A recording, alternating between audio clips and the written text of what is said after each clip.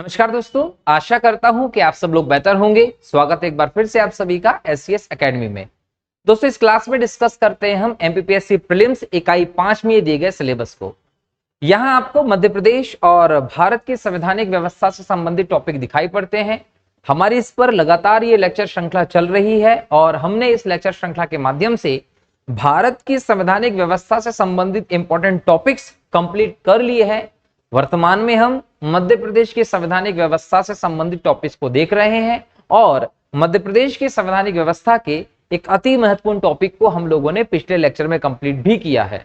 ये टॉपिक था मध्य प्रदेश में पंचायती राज व्यवस्था। हमने इस टॉपिक के सभी आयामों को डिटेल में डिस्कस किया है, इसके संवैधानिक प्रावधान को भी देखा और मध्य प्रदेश में किस प्रकार से पंचायती राज व्यवस्था को लागू किया गया हमने उसको डिटेल में देखा। 73वें संशोधन के पहले जब पंचायती राज व्यवस्था को संवैधानिक दर्जा नहीं मिला था, उसके पहले मध्य प्रदेश में पंचायतों की क्या स्थिति थी और 73वें संशोधन के बाद मध्य प्रदेश ने पंचायती राज व्यवस्था को लागू करने के लिए क्या क्या प्रावधान उठाए, उन सब के बारे में डिटेल में डिस्कशन किया था। मध्य प्रदेश में त्रिस्तरीय पंचायती राज व्यवस्था जो है उसके बारे में भी हम लोगों ने डिटेल में प्रावधान देखे थे। कंप्लीट लेक्चर हमारा पंचायती राज पर हो चुका है। इसके बाद हम आज के इस लेक्चर में नगरीय निकाय से संबंधित व्यवस्था को समझने वाले हैं। सीधे तौर पर कहूं तो आज के इस लेक्चर में हम 74वें संविधान संशोधन, उससे संबंधित व्यवस्था, उसके अंतर्गत किए गए प्रावधानों को डिटेल में समझेंगे। दोस्तों, हम इस 74वें संशोधन को न सिर्फ संवैधानिक स्थिति के अनुसार मध्य प्रदेश में इसके इंप्लीमेंटेशन को लेकर क्या क्या कदम उठाए गए उनको देखने वाले हैं। सबसे पहले हम देखते हैं कि 74वां संशोधन क्या था। तो दोस्तों, 1992 में जब प्रधानमंत्री नरसिम्हा राव जी थे, इनके समय में 74वां संविधान संशोधन अधिनियम लाया गया, इसे पास किया गया और इसे 1 जून 1993 को लागू किया गया था। अब एग्जाम में देखो क्वेश्चन आप लोगों से कैसे पूछेगा। एग्जाम में क्वेश्चन पूछ सकता है कि 73वां संशोधन कब लागू किया गया। तो मैंने आप लोगों को बताया था कि अप्रैल 1993 में 73वां संशोधन लागू किया गया था पूरे देश में।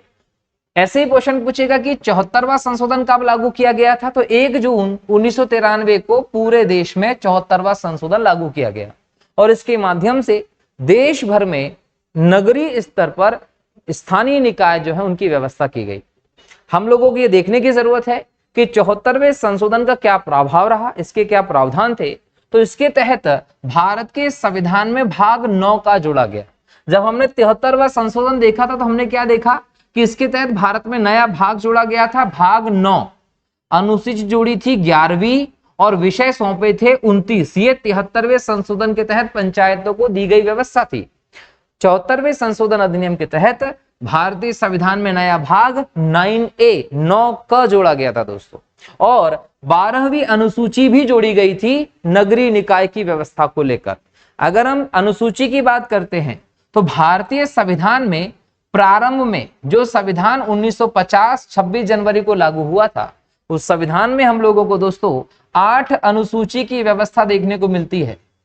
लेकिन वर्तमान में हम देखें तो 11 अनुसूची होती है। यहां से एग्जाम में आपको सीधे क्वेश्चन पूछता है। ये जो 12 अनुसूची है वर्तमान में, इन 12 अनुसूची में 11वीं अनुसूची 73वें संशोधन के तहत और 12वीं अनुसूची 74वें संशोधन के तहत जोड़ी गई थी। 4 अनुसूचियां भारतीय संविधान में नई जोड़ी गई हैं। प्रारंभ में 8 थी, अब 12 है बराबर। अब यहां याद रखिएगा कि अनुसूची भी जोड़ दी और इसमें स्थानीय निकाय जो है उनको लेकर सारे प्रावधान कर लिए गए। इनको 18 विषय दिए गए जिसपे ये काम कर सकते थे और भारतीय संविधान के अनुच्छेद 243 में 243P से लेकर 243ZG तक स्थानीय नगरीय निकाय जो है उनको लेकर प्रावधान किए गए हैं। यहीं आपको P के पहले यदि हम देखें तो 243O तक ग्रामीण स्थानीय जो निकाय हैं उनको लेकर व्यवस्था की गई थी, पंचायतों को लेकर व्यवस्था की गई है, और P से लेकर ZD तक नगरीय निकाय को लेकर व्यवस्था की गई है। क्लियर है। तो ये 74वें संविधान संशोधन का प्रभाव रहा दोस्तों। इस 74वें संविधान संशोधन का प्रभाव रहा कि भारत में स्थानीय निकाय जो है उस लेवल पर प्रतिनिधित्व को पहुंचाया गया।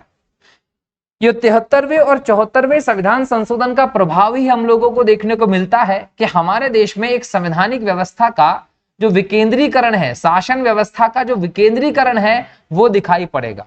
हमारे देश में हम देखें तो त्रिस्तरीय शासन की अब स्थापना हमें देखने को मिलती है। त्रिस्तरीय शासन की स्थापना के तहत हम देखें तो हमें केंद्र स्तर पर, हमें राज्य स्तर पर और हमें स्थानीय स्तर पर शासन की व्यवस्था देखने को मिलेगी और ये एक प्रकार से शासन के विकेंद्रीकरण की व्यवस्था देखने को मिलती है। हमारा देश दोस्तों दुनिया में सबसे बड़ा लोकतंत्र है, मदर ऑफ डेमोक्रेसी भारत को हम कहते हैं। तो हमारे देश में जो लोकतांत्रिक व्यवस्था है ना दोस्तों, इसका सबसे बड़ा जो महापर्व है लोकतंत्र का वो अभी चल रहा है, क्योंकि लोकसभा के इलेक्शन चल रहे हैं।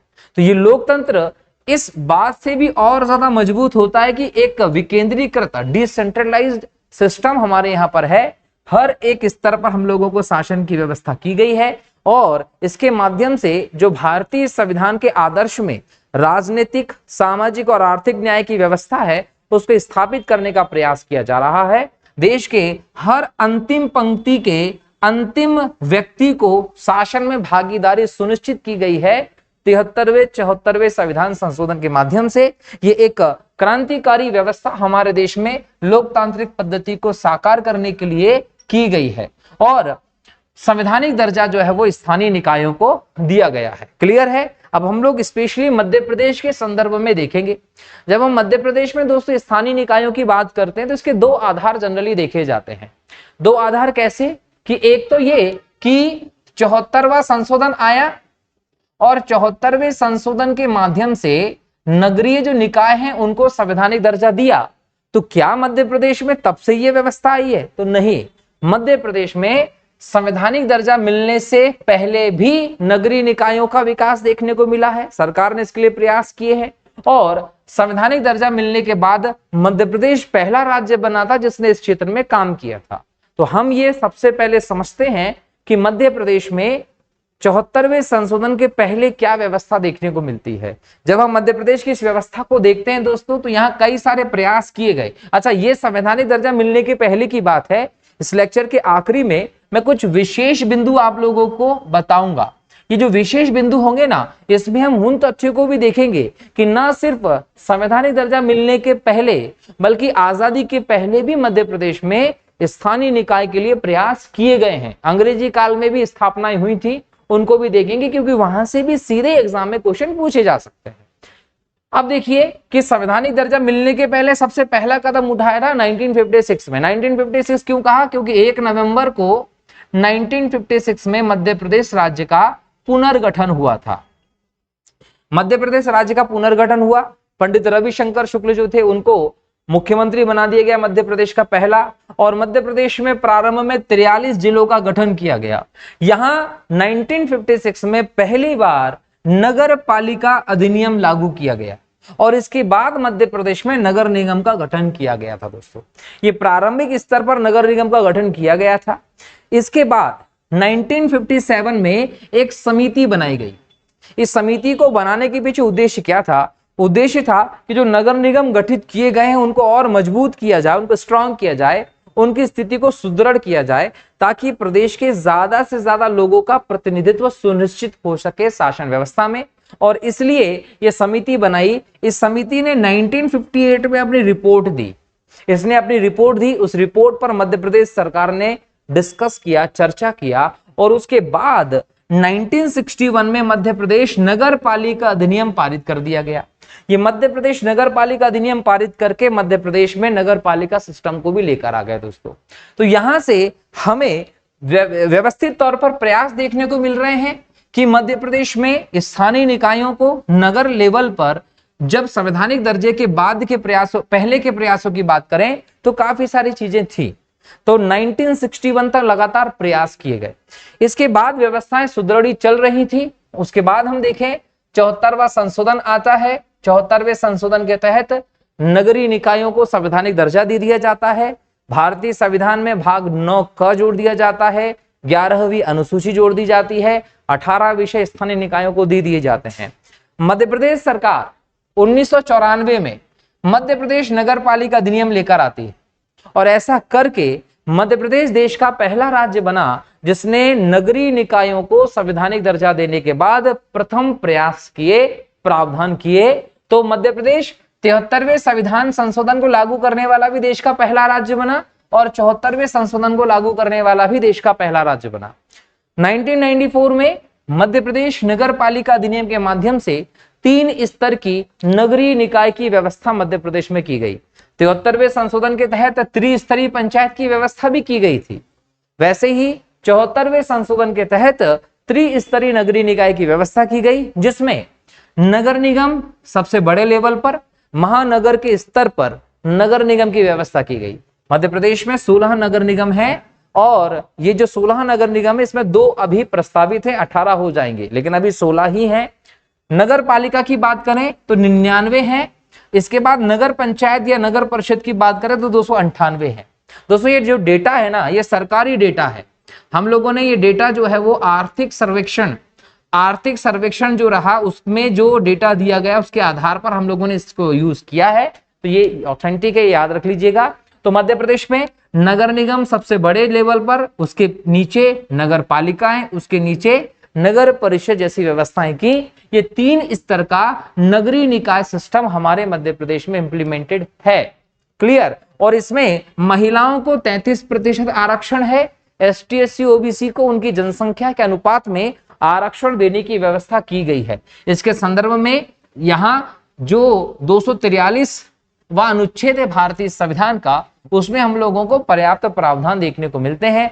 अब चूंकि जो स्थानीय निकाय हैं, स्थानीय निकाय जो है दोस्तों, इनको लेकर समस्त अधिकार जो हैं वो प्रांतों को या राज्यों को दिए गए हैं, इसलिए इनके संदर्भ में समस्त व्यवस्था जो करनी होती है वो राज्यों को ही करनी होती है। इसलिए यहां आरक्षण देना हो या इस प्रकार की व्यवस्था करना हो, इसके निर्णय राज्य ही लेता है।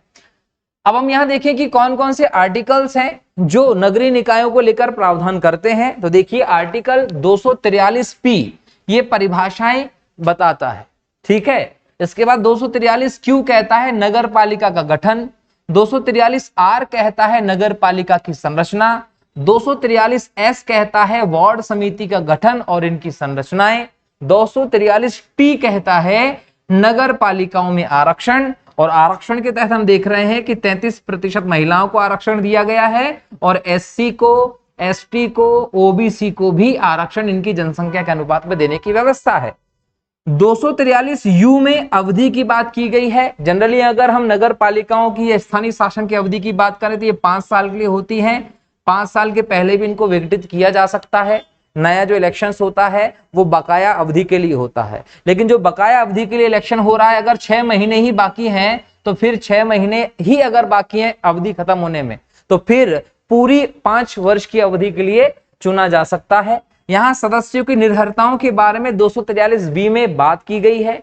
243W जो है यहाँ शक्ति, प्राधिकार, उत्तरदायित्व की बात की गई है।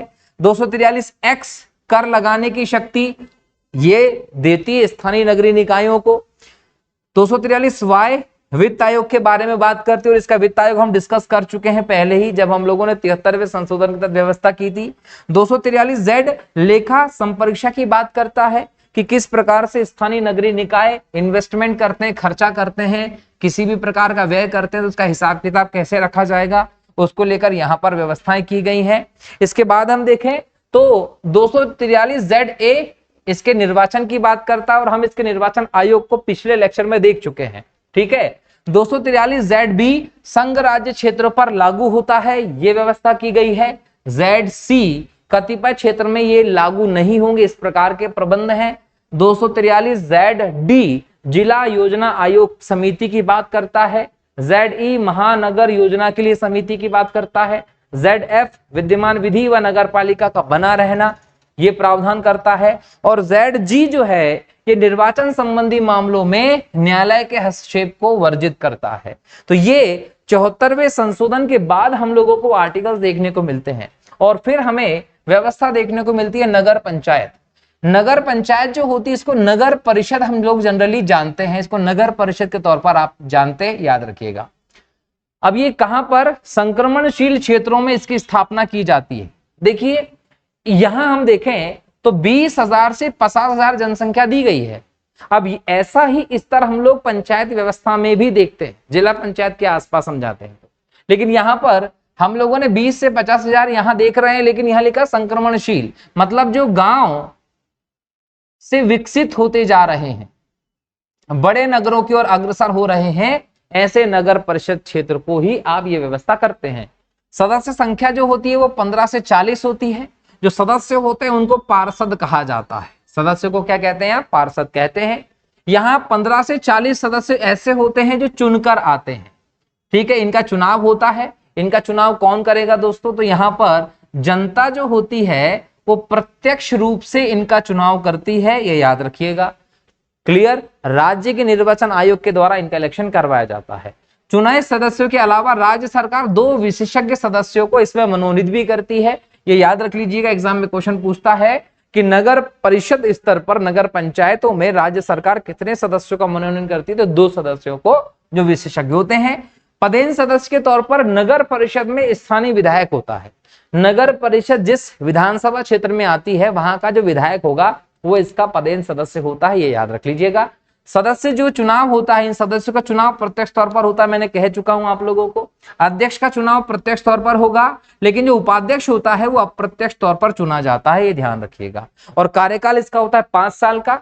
5 साल के पहले इसको खत्म किया जा सकता है, लेकिन अगर 5 साल के पहले खत्म किया गया और अगली परिषद चुनने में केवल 6 महीने का समय बाकी है तो फिर चुनाव रोके जा सकते हैं। 6 महीने के बाद एक साथ 5 साल के लिए चुनाव किया जाता है। लेकिन अगर उसके पहले इसका विघटन किया गया है तो दोबारा से चुनाव करके बचे हुए समय के लिए इसमें व्यवस्था की जाती है। इसके कार्य देखें तो सड़क, गली नाली की सफाई करवाना, गली की बिजली का दिक्कत हो, शमशान घाट का निर्माण हो, सार्वजनिक बाजारों की व्यवस्था हो, जलापूर्ति की व्यवस्था हो, शौचालय स्नानागार की व्यवस्था हो, जन्म मृत्यु का पंजीकरण हो, ये सारे के सारे काम नगर परिषद में होते हैं। नगर परिषद के आय के स्रोत क्या हैं? तो ये कर, पथकर, शुल्क लगा सकते हैं। इनको टैक्स लगाने का अधिकार कुछ होते हैं लेकिन सीमित होते हैं। बाजार दुकान पर कर लगा सकते हैं। राज्य सरकार से अनुदान मिलता है जिससे कि आप नगर परिषद स्तर के कार्यों को देखते हैं। इसके बाद आता है नगर पालिका, ये दूसरा स्तर आता है। 50,000 से 1 लाख तक की जनसंख्या पर हम इस व्यवस्था को देखते हैं।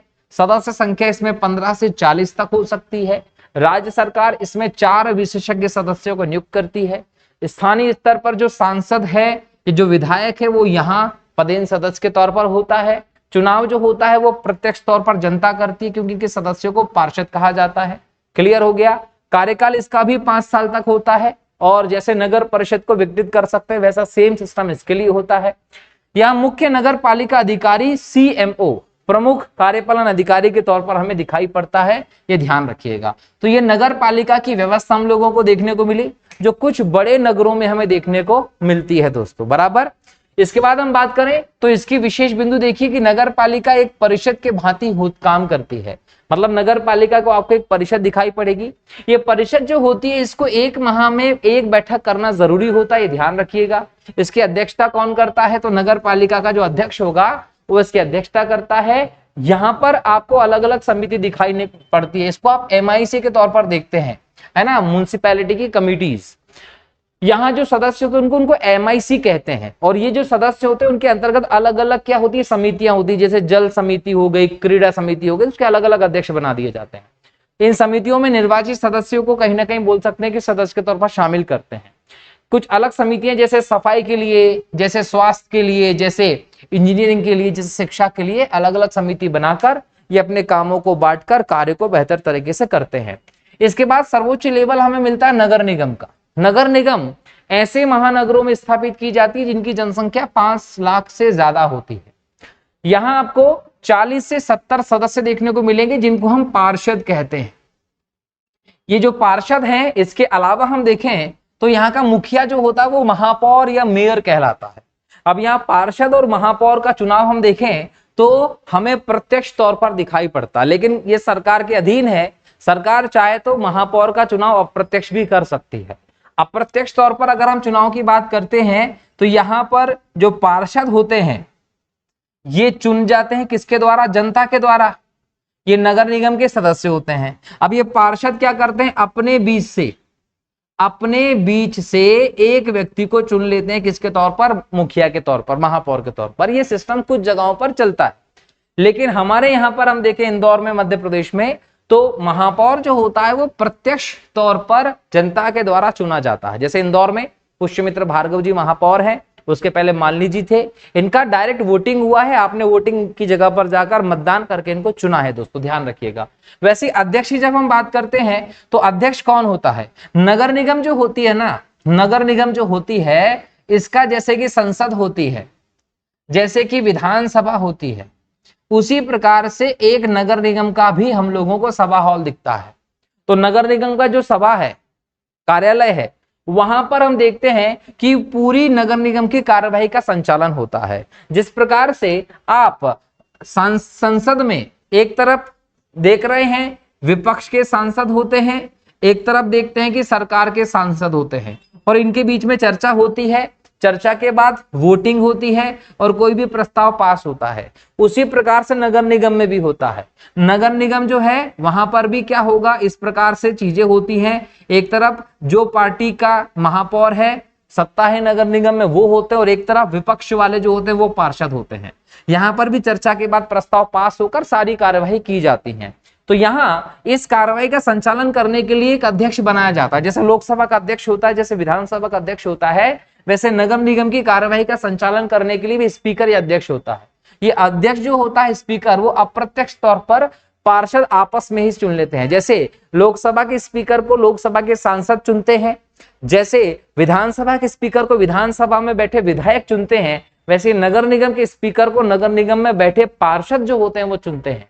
और ये कहीं ना कहीं सदन की कार्यवाही चलाता है नगर निगम के।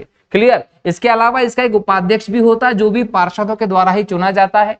अगर नगर निगम का स्पीकर छुट्टी पे है तो ऐसे में उपाध्यक्ष काम करता है।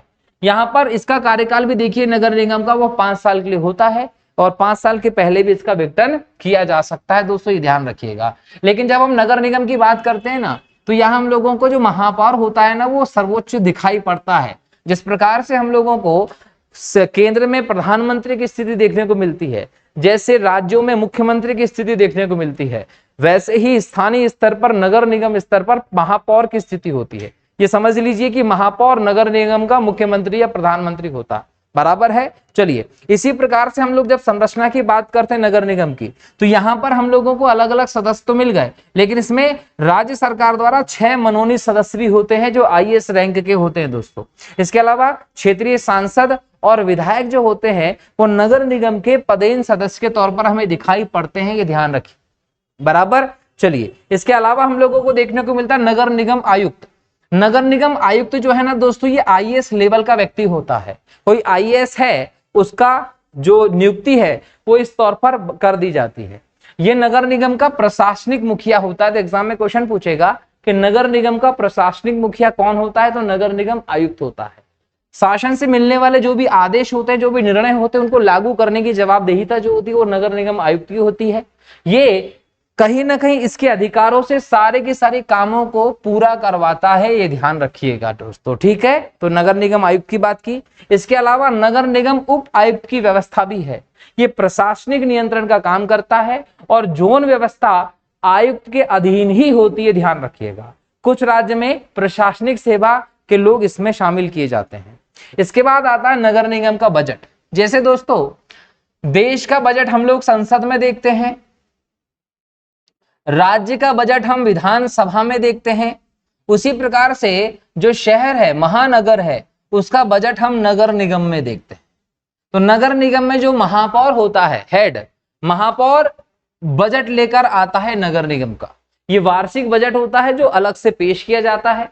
याद रखिएगा, MP MLA राज्य सरकार द्वारा मनोनीत सदस्य किसी भी मुद्दे पर, प्रस्ताव पर वोट नहीं डाल सकते बजट के संदर्भ में। क्यों? क्योंकि ये पदेन सदस्य होते हैं। क्लियर? तो जो पार्षद होते हैं ना, वो पार्षद लोग ही बजट में वोट डालने का अधिकार रखते हैं नगर निगम के। ये बजट हर साल आता है दोस्तों, ध्यान रखिएगा। नगर निगम का अगर सदस्य बनना है तो 21 साल की आपकी आयु होनी चाहिए, संबंधित क्षेत्र में निर्वाचन सूची में आपका नाम होना चाहिए, लाभ के पद पर नहीं होना चाहिए और कानूनन योग्य होना चाहिए। ऐसे किसी भी व्यक्ति को आप नगर निगम के सदस्य के तौर पर चुन सकते हैं, पार्षद बना सकते हैं। हमारे मध्य प्रदेश में 16 नगर निगम है, 2 नगर निगम प्रस्तावित हैं। पहले प्रस्तावित वाली को देखें तो भिंड की और दतिया की नगर निगम प्रस्तावित है। इसके अलावा हम देखें तो 16 नगर निगम हमें देखने को मिलती है। इंदौर, भोपाल, जबलपुर, ग्वालियर, सागर, रीवा, उज्जैन, खंडवा, बुरहानपुर, रतलाम, देवास, सिंगरौली, कटनी, सतना, छिंदवाड़ा और मुरैना। बालाघाट यहां देखिएगा, यहां पर भी नगर निगम की व्यवस्था को लेकर अनुशंसा की जा रही है। देखो आगे जाके अगर मिलती है तो। इसके अलावा हम विशेष तथ्यों की बात करेंगे। विशेष तथ्यों में हम लोग उन चीजों को देखने वाले हैं कि मध्य प्रदेश में आजादी के पहले नगर पालिका नगर निगम की व्यवस्था क्या थी। तो यहां आप लोगों को देखने को मिलेगा कि सबसे पहले मध्य प्रदेश में 1864 में जबलपुर में नगर निगम स्थापित किया गया था। इसके बाद ग्वालियर जो है यहां पर नगर निगम 1887 में गठित किया गया था। मध्य प्रदेश की पहली नगरीय संस्था के तौर पर मजलिस ए इंतजामिया का गठन किया गया था 1907 में। ये भी आप लोगों को ध्यान रखना है। पहली नगर पालिका मध्य प्रदेश की दतिया में 1907 में स्थापित की गई थी। भोपाल नगर निगम 1983 में नगर परिषद के 56 वार्डों को मिलाकर बनाया गया था। मध्य प्रदेश की पहली किन्नर महापौर जो थी वो कटनी नगर निगम की थी दोस्तों। 1999 सन 2000 में निर्वाचित हुई थी। इसका नाम था कमला जान। तो ये हमारे मध्य प्रदेश के नगरीय निकाय से संबंधित कुछ फैक्ट्स थे जो आप लोगों से सीधे एग्जाम में पूछे जा सकते हैं। अब ये तो स्थानीय निकाय की व्यवस्था हो गई। यहां हम लोगों ने क्लियर समझ लिया कि मध्य प्रदेश में नगरीय निकायों की क्या व्यवस्था थी। पिछले लेक्चर में हम लोगों ने पंचायत व्यवस्था को देख लिया। यहां से ये चैप्टर खत्म। लेकिन इसके अलावा मध्य प्रदेश के हम लोगों को संसद में प्रतिनिधित्व भी देखना होता है। जब हम मध्य प्रदेश का संसद में प्रतिनिधित्व देखते हैं तो हमें यहाँ पर 2 चीजें दिखाई पड़ती हैं। मध्य प्रदेश से लोकसभा में 29 सदस्य जाते हैं और राज्यसभा में 11 सदस्य जाते हैं। अब राज्यसभा के जो चुनाव हैं, ये चुनाव तो हाल ही में हो चुके हैं और 11 सदस्य जो हैं वो राज्यसभा में मौजूद हैं मध्य प्रदेश के। क्लियर है। लेकिन 29 लोकसभा चुनाव जो है इस पर 6 सीटों पर मतदान अभी तक हो चुका है। अब बची हैं कितनी सीटें? 23 सीटें, उन पर भी मतदान होगा। मतलब लोकसभा के चुनाव अभी जारी हैं। क्योंकि अलग अलग चरण में चुनाव हो रहे हैं पूरे देश में, तो ऐसे में मध्य प्रदेश में दोबारा से चुनाव की तिथि आने वाली है। तो ये 29 लोकसभा जो चुनाव है वो चल रहे हैं सीटों पर। अब 29 में से 4 सीटें एससी के लिए रिजर्व है और 10 सीटें एसटी के लिए रिजर्व है। क्योंकि एससी की जनसंख्या हमारे यहाँ कम है और एसटी की जनसंख्या हमारे यहाँ ज्यादा है, इसलिए एसटी की सीटें ज्यादा रिजर्व है। क्योंकि मध्य प्रदेश की लगभग 21% पॉपुलेशन एसटी की है, तो एसटी को उनकी जनसंख्या के अनुपात में 6 सीटें रिजर्व दी गई हैं और लगभग 15% के आसपास एसटी की संख्या है मध्य प्रदेश में एससी की, तो एससी को उनकी जनसंख्या के अनुपात में 4 सीटें रिजर्व की गई है। अब एग्जाम में आपसे यहां से सीधा प्रश्न पूछ सकता है कि मध्य प्रदेश में कौन सी सीट लोकसभा की एससी के लिए रिजर्व है। तो यहां आपको भिंड, देवास, उज्जैन और टीकमगढ़ दिखाई पड़ेगा। ये चारों की चारों सीटें एससी के लिए, शेड्यूल कास्ट के लिए हैं दोस्तों। एसटी के लिए 6 सीटें हैं, शहडोल, मंडला, बैतूल, रतलाम, धार और खरगोन। तो एसटी बहुल इलाकों में एसटी की सीटें रिजर्व हैं, एससी बहुल इलाकों में एससी की सीटें रिजर्व हैं। तो पर्याप्त आरक्षण जो है मध्य प्रदेश में लोकसभा की सीटों पर दिया गया है, ये ध्यान रखिएगा। ये 11 सदस्य जो मध्य प्रदेश से राज्यसभा में जाते हैं, नाम याद रखिएगा, दिग्विजय सिंह साहब, ज्योतिराज सिंधिया जी, सुमेर सिंह सोलंकी, कविता, विवेक कृष्ण तनखा, श्रीमती सुमित्रा, बाल योगी उमेशनाथ, मुरुगन, बंशीलाल गुर्जर, विक्रम डरोलिया, अशोक सिंह। ये 11 लोग मध्य प्रदेश से राज्यसभा में हैं। इनके नाम याद रख लीजिएगा, एग्जाम में पूछ सकता है। इसके अलावा मध्य प्रदेश में कमिश्नरी प्रणाली भी आपको ध्यान होना चाहिए। मध्य प्रदेश में सुशासन की स्थापना को लेकर लगातार कदम उठाए जा रहे हैं और 9 दिसंबर 2021 से मध्य प्रदेश में कमिश्नरी प्रणाली लागू की गई थी। कमिश्नरी प्रणाली को लेकर समय समय पे भारत में आयोग बने थे। उन आयोग ने अलग अलग अनुशंसाएं की, हम उनको देखने वाले हैं, जिसके आधार पर मध्य प्रदेश के बड़े बड़े जो महानगर हैं उनमें कमिश्नरी सिस्टम लाने की बात की गई थी।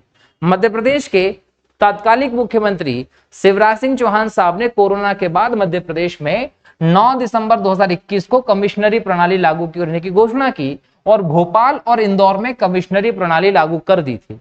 वर्तमान में हम देखें 2023 में एक और प्रस्ताव पास किया गया, जिसके तहत ग्वालियर में और जबलपुर में भी कमिश्नरी प्रणाली लागू करने की चर्चा चल रही है, लेकिन फिलहाल भोपाल और इंदौर में है।